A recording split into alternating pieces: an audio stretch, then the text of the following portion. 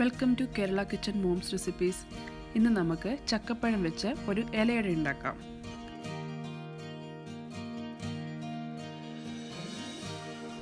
അതിനായിട്ട് ഞാനിവിടെ എടുത്തിരിക്കുന്നത് ഗോതമ്പ് പൊടിയാണ്. അതുപോലെ തന്നെ ചക്കപ്പഴം, നല്ല വരിക്കച്ചക്കയാണിത്. ഇതിന് ചെറിയ പീസായിട്ട് ഇതുപോലെ കട്ട് ചെയ്തെടുത്ത് വെച്ചിട്ടുണ്ട്. ഇനി നമുക്ക് ആവശ്യം തേങ്ങയും പഞ്ചസാരയാണ്. പഞ്ചസാരയ്ക്ക് പകരം ശർക്കര വേണമെങ്കിലും ഉപയോഗിക്കാം. ഇനി ഇല, വാഴയില ഇതുപോലെ ഞാൻ കട്ട് ചെയ്തെടുത്ത് വെച്ചിട്ടുണ്ട്. ആദ്യം തന്നെ നമുക്ക് കുറച്ച് ഉപ്പിട്ടിട്ട് നമ്മുടെ ഈ മാവ് നല്ലതുപോലെ ഒന്ന് കുഴച്ചെടുക്കാം. ആവശ്യത്തിന് വെള്ളവും ചേർത്ത് നല്ലതുപോലെ നമുക്കിത് കുഴയ്ക്കാം. നമുക്ക് ചപ്പാത്തിക്ക് കുഴയ്ക്കുന്നതിനേക്കായി കുറച്ചുകൂടെ ലൂസായിട്ട് വേണം നമുക്ക് ഈ മാവ് കുഴച്ചെടുക്കാൻ വേണ്ടി. കണ്ടില്ലേ, ഇതുപോലെ നമുക്ക് കുറേശ്ശെ വെള്ളം ചേർത്ത് നമുക്കിതുപോലെ ഒന്ന് കുഴച്ചെടുക്കാം.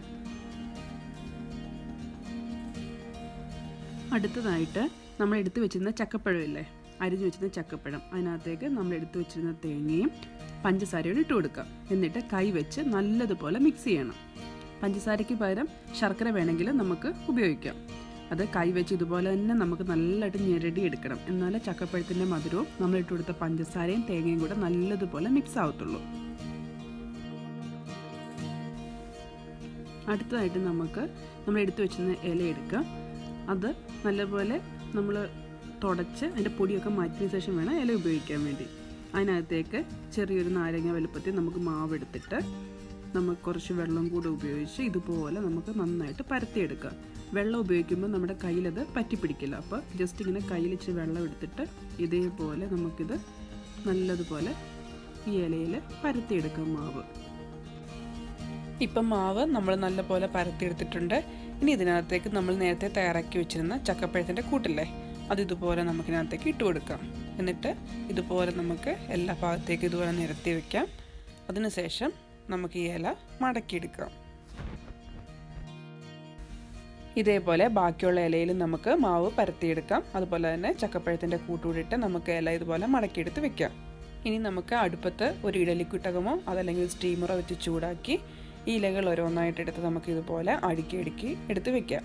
അതിനുശേഷം നമുക്കിത് അടച്ച് വെച്ച് ആവിയിൽ ഇത് പുഴുങ്ങിയെടുക്കണം. ഏകദേശം ഒരു 10 തൊട്ട് 12 മിനിറ്റ് നേരമെങ്കിലും നമുക്കിത് ആവിയിൽ പുഴുങ്ങിയെടുക്കണം. ഇപ്പം ഏകദേശം ഒരു 12 മിനിറ്റ് കഴിഞ്ഞിട്ടുണ്ട്. നമുക്കത് തുറന്ന് നോക്കാം.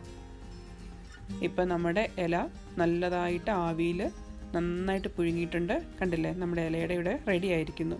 ഇനി നമുക്ക് തീ ഓഫ് ചെയ്ത് വെക്കാം. അതുപോലെ തന്നെ നമുക്കിതൊരു സെർവിങ് ഡിഷിലേക്ക് മാറ്റുകയും ചെയ്യാം. നമ്മുടെ ഈ ഇലയുടെ ചൂട് ജസ്റ്റ് ഒന്ന് കുറഞ്ഞതിന് ശേഷം മാത്രമേ നിങ്ങളൊന്ന് ഇല പൊളിച്ചു നോക്കാവൂ. അല്ലെങ്കിൽ ഇത് ഈ ഇലയിൽ പറ്റി പിടിച്ചിരിക്കാനുള്ള ചാൻസ് ഉണ്ട്. അപ്പം നമുക്കിത് ജസ്റ്റ് ഒന്ന് ചൂടൊന്ന് ആറിയതിന് ശേഷം നമുക്ക് ഈ ഇല അവിടെ നമുക്ക് തുറന്ന് നോക്കാം. അങ്ങനെ നമ്മുടെ ചക്കപ്പഴം കൊണ്ട് ഇലയുടെ ഇവിടെ റെഡി ആയിരിക്കുന്നു. കണ്ടില്ലേ, ഇപ്പം തണുത്തതിന് ശേഷമാണ് ഞാനിത് ഓപ്പൺ ചെയ്തത്. കണ്ടില്ലേ, ഇപ്പം ഇലയിലൊന്നും ഒന്നും പിടിച്ചിട്ടില്ല. അപ്പോൾ നിങ്ങൾക്ക് എല്ലാവർക്കും ഇന്നത്തെ എൻ്റെ റെസിപ്പി ഇഷ്ടമായെങ്കിൽ തീർച്ചയായിട്ടും ലൈക്കും ഷെയറും ചെയ്യുക. അതുപോലെ തന്നെ എൻ്റെ ചാനൽ സബ്സ്ക്രൈബ് ചെയ്യാത്തവർ തീർച്ചയായിട്ടും എൻ്റെ ചാനൽ സബ്സ്ക്രൈബ് ചെയ്യുക. നിങ്ങൾ ഫ്രണ്ട്സിനോടൊക്കെ ഒന്ന് എൻ്റെ ചാനൽ റെക്കമെൻഡ് കൂടെ ചെയ്യുക. അതുപോലെ തന്നെ ഇതുപോലത്തെ പുതിയ റെസിപ്പികളായിട്ട് നമുക്ക് വീണ്ടും കാണാം. അതുവരേക്കും ബൈ.